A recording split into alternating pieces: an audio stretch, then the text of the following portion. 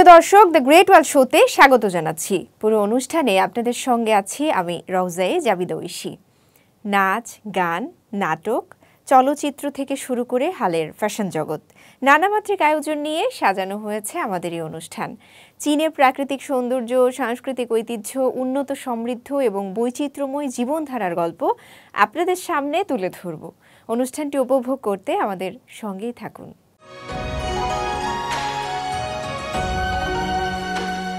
কুইয়া একজন rock guitarist. তিনি একজন গানের শিক্ষকও।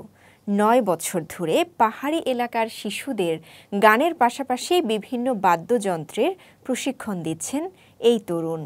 তার শিক্ষার্থীদের সফলতা তাকে প্রতিনিয়ত আবেগতাড়িত করে। নানা প্রতিবন্ধকতার কারণে তাকে খুব অল্প বয়সেই চাকরি জীবনে ঢুকতে হয়। তাই তার অপূর্ণ স্বপ্নগুলো এই শিশুদের সফলতার মধ্য দিয়েই পূরণ করার আনন্দ পান কুইয়া। বিস্তারিত জানাচ্ছেন আমাদের বেইজিংয়ের সহকর্মী শিয়েনান আকাশ।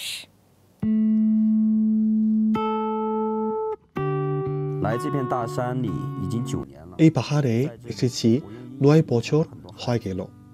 এখানে সঙ্গীতের মাধ্যমে বেশ কিছু শিশু উপর প্রভাব বিস্তার করেছি আমি।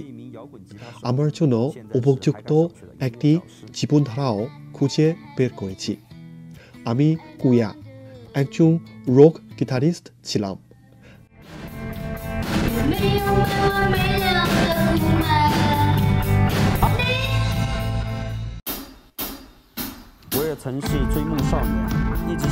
এখন আমি হাইগা প্রাথমিক বিদ্যালয়ের শিক্ষিতের শিক্ষক।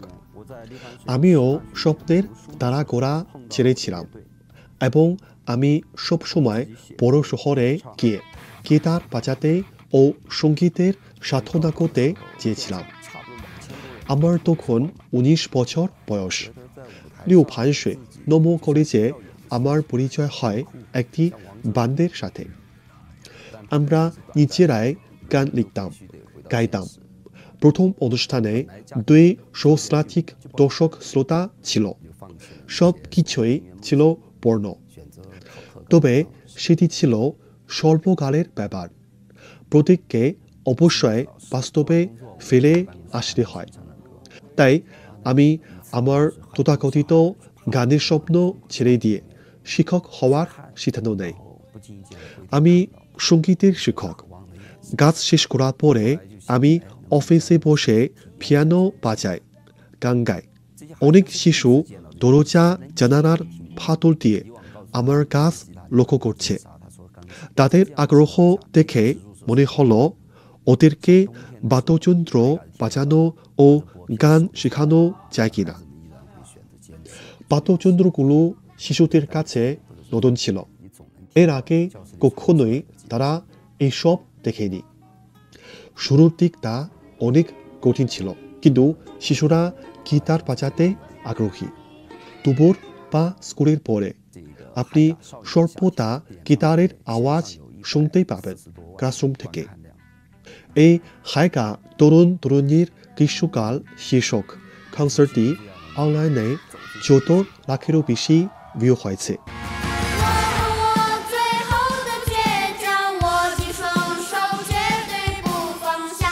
সিসিটিভির অনলাইন বসন্ত উৎসব করার দিনটি ছিল একটি ছেলের এবং আমার জন্মদিন। পরিচালক আমাদের জন্য একটি কেক প্রস্তুত করান। সেদিন আমার চোখে পানি এসেছিল।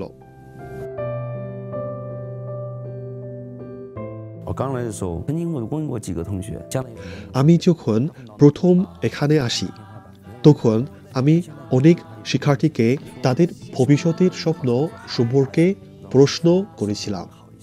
তারা কোনো সঠিক উত্তর দিতে পারত না। মনে হতো যে এই সম্পর্কে তাদের কোনো ধারণা নেই। কিন্তু এখন তাদেরকে স্বপ্ন সম্পর্কে প্রশ্ন করলে উত্তরে পড়বে একটি ভালো বিশ্ববিদ্যালয়ে ভর্তি হওয়া, যাতে বাবা মার জন্য আরও ভালো জীবন উপহার দেওয়া যায়। এটি আমাকে অবাক করেছে। তাদের স্বপ্ন পরিবর্তনের যাত্রা শুরু হয় এভাবে। অতীতে আমার একজনের সঙ্গীতের স্বপ্ন ছিল। এখন সঙ্গীতের এই জগতে একদল শিশুর স্বপ্ন বহন করি। যদি আমাকে আরেকবার সুযোগ দেওয়া হয় তাহলে আমি আবারও শিক্ষক হতে চাইব।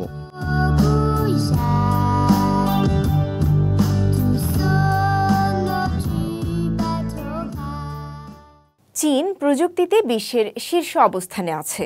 চীনের সমৃদ্ধ সংস্কৃতি, সুশৃঙ্খল জীবনযাপন এবং আচার ব্যবহার মুগ্ধ করেছে বাংলাদেশের সঙ্গীত শিল্পী মেহেরিনকে। তিনি চলতি বছর চীন সফর করেছেন। সম্প্রতি চায়না মিডিয়া গ্রুপের ঢাকা ব্যুরোকে দেয়া এক বিশেষ সাক্ষাৎকারে মেহেরিন এই কথা বলেন। চায়না ছোটকালে পাঠ্য বইয়ে পড়া একটা বিরাট দেশ, ঐতিহ্যবাহী সংস্কৃতি বহুল এবং গভীর সংস্কৃতি সম্পন্ন একটি দেশ China.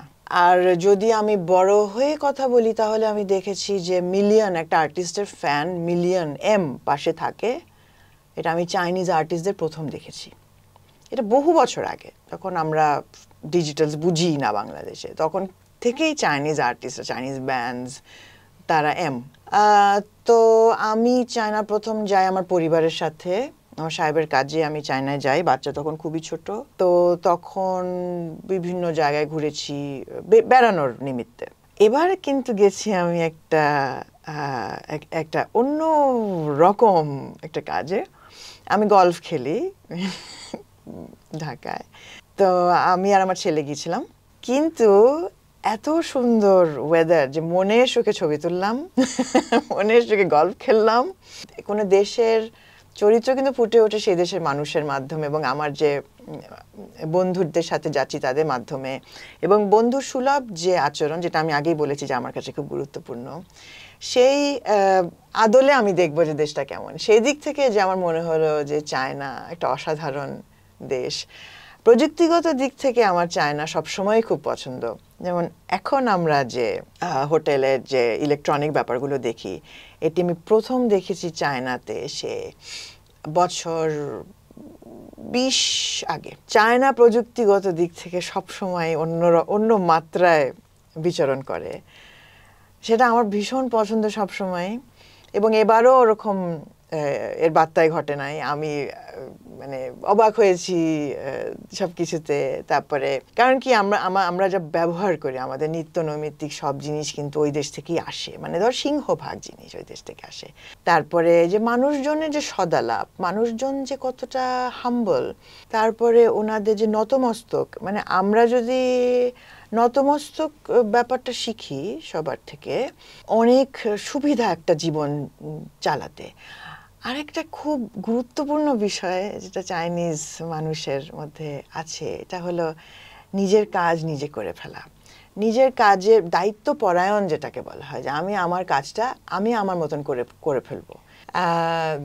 R weather was fine, তখন মাত্র চেরি গাছগুলোতে একটু একটু করে ফুল আসছে। আর হয়তো 7 দিন পরে আমরা গেলে পুরো দেশ, আমরা গেছিলাম চেংদু শহরে, প্যান্ডা গার্ডেন।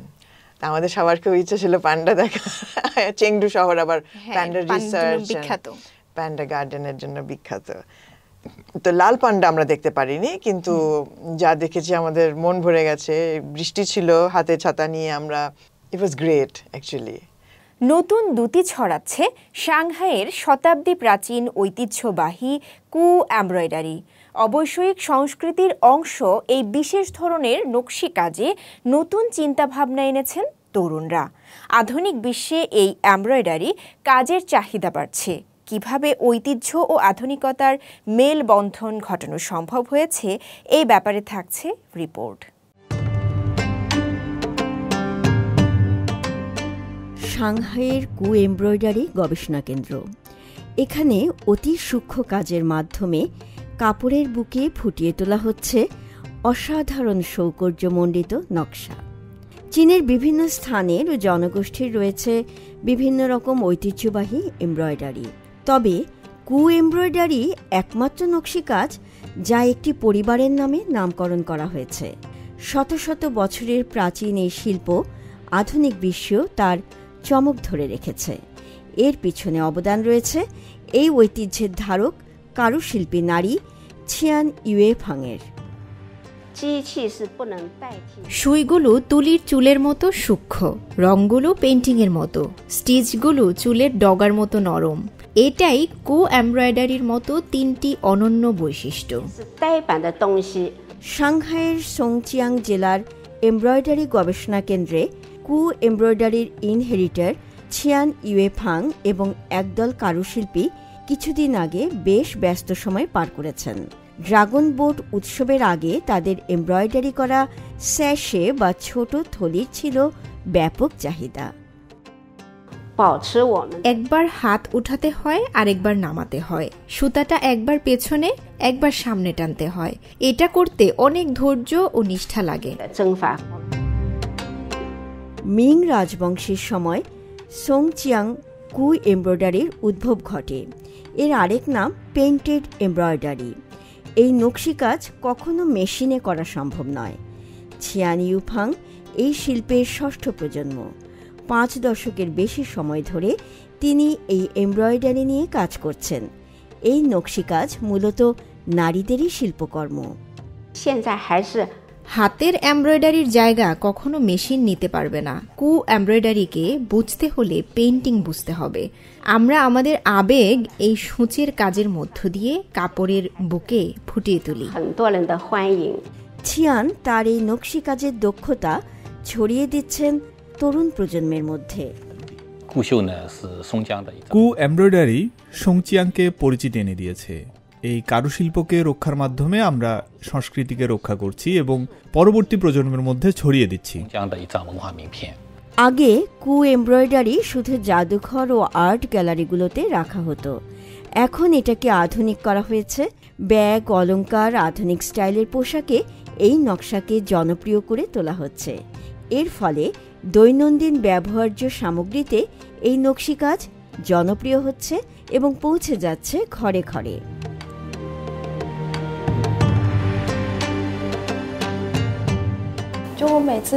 যখনই আমি নকশার মাধ্যমে একটি শিল্পকর্ম সৃষ্টি করি, মনে হয় যেন এই শিল্পের মূল স্রষ্টার সঙ্গে কথা বলছি। এমন একটি অবৈষয়িক কারুশিল্প যেটি এত বছর ধরে টিকে রয়েছে।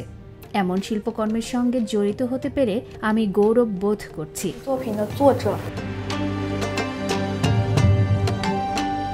এভাবেই শত শত বছরের প্রাচীন শিল্প কু এমব্রয়ডারি নতুন প্রজন্মের কাছে পৌঁছে যাচ্ছে, ছড়াচ্ছে নতুন আলো।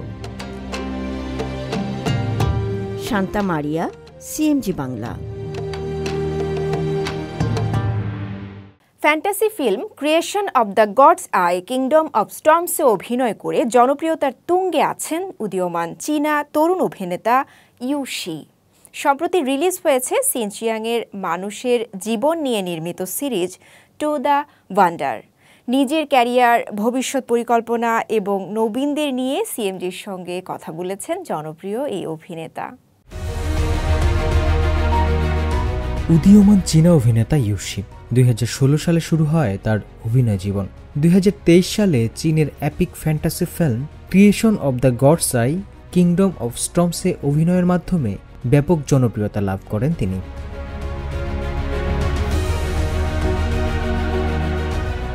উত্তর পশ্চিম চীনে সিনচিয়াং উইগুর স্বায়ত্তশাসিত অঞ্চলের একটি শুটিং সেটে মুখোমুখি হন সিএমজির সঙ্গে। কথা বলেন নানা বিষয়ে। তার মতে একজন অভিনেতার উচিত সাফল্য অর্জনের চিন্তা দূর করে শুধু কাজে মনোযোগ দেয়া। অভিনয়ে নিজের সেরাটা দিয়ে দিতে পারলেই একটি ভালো পারফরমেন্স উপহার দেয়া সম্ভব।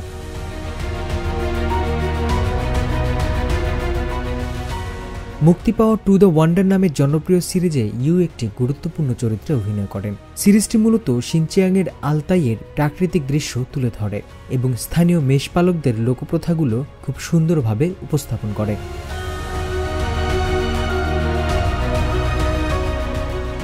জনপ্রিয় মিনি সিরিজটি বিখ্যাত চীনা লেখক লি চুয়ানের পুরস্কার পাওয়া প্রবন্ধ মাই আলতাইয়ের উপর ভিত্তি করে নির্মিত।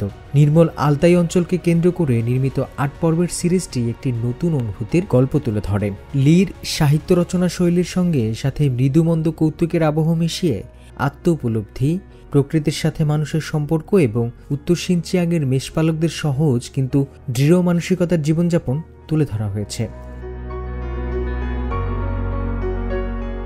সিরিজটিতে মূল চরিত্রের নাম বাতায়। বাতায় একজন কাজাক ছেলে। তার ভূমিকায় অভিনয় করে ইউ। আলতাইয়ের সৌন্দর্যে দারুণ মুগ্ধ ইউ। বাতায় চরিত্রে অভিনয় করে জীবনের প্রতি দৃষ্টিভঙ্গি এবং বোধ আরও গভীর হয়েছে বলে মনে করেন তিনি। নিশ্চিতভাবে বাতায় আমার অভিনয় জীবনের একটি অন্যতম চরিত্র হয়ে থাকবে। চরিত্রটি আমাকে গভীরভাবে প্রভাবিত করেছে। এই সিরিজে আমরা গ্রীষ্মকালীন খামারগুলোর সৌন্দর্য যেমন উপভোগ করতে পেরেছি, তেমনি শীতের নিজস্ব এবং নির্জন সৌন্দর্য উপভোগ করেছি। লি চুয়ান এই নির্জনতাকে উষ্ণতার সাথে মিশিয়ে উপস্থাপন করেছেন। সিরিজে একটি সংলাপ আছে, খাড়া দেয়ালের মতো জীবনেও মানুষের বুক উঁচিয়ে বাঁচা উচিত। এটি কেবল এই সিরিজে চারণভূমির যে যাত্রাপথ সেটাকেই নির্দেশ করে না, বরং বিভিন্ন পরিবেশ এবং জীবনধারার সকল সময়কেই বোঝায়। জীবনের কঠিন অবস্থা এবং চ্যালেঞ্জগুলোই হলো এই খাড়া পথ। কেউই সহজে তার পুরো জীবন পার করতে পারে না, কিন্তু এমন এবড়োখেবড়ো খাড়া পথ সত্ত্বেও আমরা ইতিবাচক থাকতে পারি এবং জীবনযাপন করতে পারি। শুটিং প্রসঙ্গে ইউ পরিচালক থেং ছংছংয়ের প্রতি কৃতজ্ঞতা প্রকাশ করেছেন। তার মতে তিনি তাকে গভীর অনুপ্রেরণা খুঁজে বের করার এবং জীবনের বাস্তব চিত্র আরও সত্যিকারভাবে ফুটিয়ে তোলার জন্য পূর্ণ স্বাধীনতা দিয়েছেন। আমি কোনো চরিত্রকে আগে নিজে ধারণ করে তারপর নিজের মতো করে তুলে ধরতে পছন্দ করি। শুটিং চলাকালে কিছু মুহূর্তে দারুণ অনুপ্রেরণা জেগে উঠত। এজন্য একটি বিশেষ ধন্যবাদ পেতেই পারেন পরিচালক। আমার বিশ্বাস চারণভূমিতে বাস করা ছেলের চরিত্রটি দর্শকদের হৃদয়ে জায়গা করে নেবে। গেল বছর চীনের বক্স অফিসে ঝড় তোলা science fiction creation of the gods I kingdom of storms এর কাজের কথাও স্মরণ করেন ইউ। হতাশ হবেন না। কোনো প্রজেক্ট আয় করবে কিনা কিংবা জনপ্রিয় হবে কিনা এই চিন্তায় হারিয়ে গেলে আপনি সৃষ্টিশীল কাজের উপর মনোযোগ হারাবেন। ক্রিয়েশন অব দ্য গডসের রিহার্সালের সময় আমি মনোযোগ দিয়ে প্র্যাকটিস করতাম। আমাকে ভাগ্যবান বলতে পারেন যে একটি ভালো চরিত্র পেয়েছি। আবার কম বাজেটের TV series to the wonder গল্পটি আমাকে জীবনের মূল্যবোধ নিয়ে দারুণ কিছু শিখিয়েছে। শেষ পর্যন্ত ওটাও জনপ্রিয় হলো। 1996 সালের 22 ডিসেম্বর জন্মগ্রহণ করেন অভিনেতা ইউ শিন। বেইজিং ফিল্ম একাডেমিতে অভিনয় বিভাগে পড়াশোনা শেষ করে টেলিভিশন নাটক হুয়াংপু চিয়ানচিয়াতে একটি ছোট্ট চরিত্রে অভিনয়ের মাধ্যমে শুরু করেন তার অভিনয়ের ক্যারিয়ার। বর্তমানে তিনি চীনের টিভি নাটকে জনপ্রিয়তার তুঙ্গে রয়েছেন। হোসনে মোবারক সৌরভ, সিএমজি বাংলা। চীনের এই প্রজন্মের একজন নারী প্রত্নতত্ত্ববিদ সুং শু লিয়াংচুর প্রত্নতত্ত্ব নিয়ে গবেষণা কাজ করছেন। নারী হিসেবে প্রত্নতত্ত্বের কাজ কঠিন বলে মনে হয় না তার। ঐতিহ্যবাহী স্থানের এই কাজের সঙ্গে সম্পৃক্ত হতে পেরে তিনি গর্ব অনুভব করেন। 2019 সালের 6 জুলাই লিয়াংচু প্রাচীন শহরের ধ্বংসাবশেষ বিশ্ব ঐতিহ্যের তালিকায় অন্তর্ভুক্ত হয়। আরও জানাচ্ছেন আমাদের বেইজিংয়ের সহকর্মী ছাই ইউয়ে মুক্তা।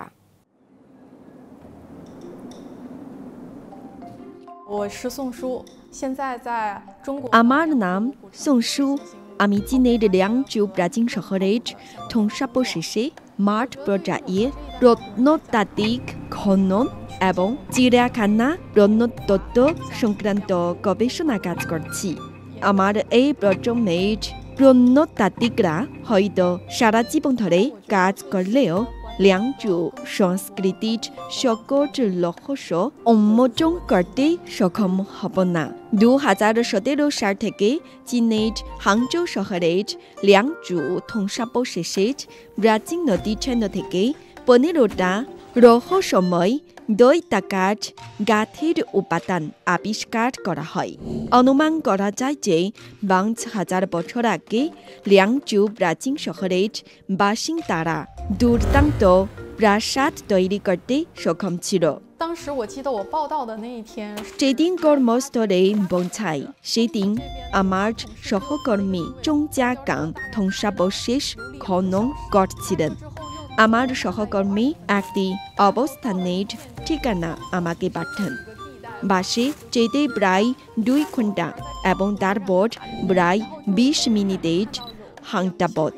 আমি আগাছায়ায় আবৃত একটি স্থানে পৌঁছালাম এবং হাঁটতে হাঁটতে ওয়ার্ক স্টেশন খুঁজতে লাগলাম। সাংস্কৃতিক অবশেষ রাখার এইসব দাগের উপর নিট বাক্সগুলোর ভিতরে আছে ল্যাংচু চংজাগাং এর প্রাচীন নদী ছেনো থেকে উদ্ধারকৃত জীবজন্তুর অবশেষ। সম্ভবত শত শত হাজার টুকরো আছে। এইসব অবশেষ থেকে আমরা অনেক তথ্য উপাত্ত পেতে পারি।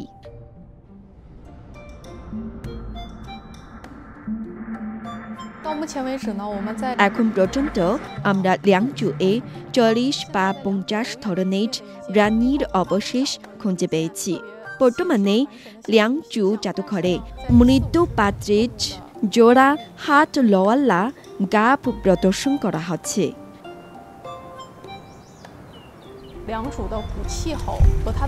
প্রাচীন ল্যাংচু এর জলবায়ু ও পরিবেশে কুমিরের বেঁচে থাকার সম্ভাবনা ছিল। এই থেকে বোঝা যায় যে সেই সময় কুমির সম্পর্কে ল্যাংচুর মানুষ অনেক কিছুই জানত। গত বছরের এপ্রিল মাসে দুটো বড় বড় হাড়ের পূর্ণ বাক্স আমার পরীক্ষাগারে পাঠানো হয়। প্রতিটি বাক্সের মধ্যে থাকা হাড়ের শ্রেণী বিভাজন করতে বেশ কয়েকদিন লাগে। যখন আমি ভাঙ্গা হাড় বাছাই করছিলাম তখন খুঁজে পাই দুটি বৃত্তাকার হাড়ের ব্রেড। এগুলো ছিল কুমিরের হাড়। সেবারই প্রথমবারের মতো আমরা ল্যাংচু ধ্বংসাবশেষ থেকে কুমিরের অস্তিত্বের প্রমাণ পাই। প্রতি বছর 3 শতাধিক দিবস আমার মাঠে কাটে। অনেকে আমাকে জিজ্ঞাসা করেন নারী হিসেবে প্রত্নতত্ত্বের কাজ কঠিন লাগে কিনা। আমি মনে করি নীরব পরিবেশ প্রত্নতাত্ত্বিকদের চিন্তা করার জন্য উপযুক্ত।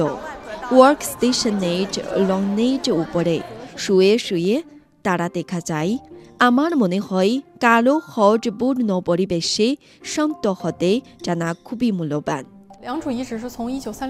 ল্যাংচু ধ্বংসাবশেষ 1936 সালে আবিষ্কার হয়।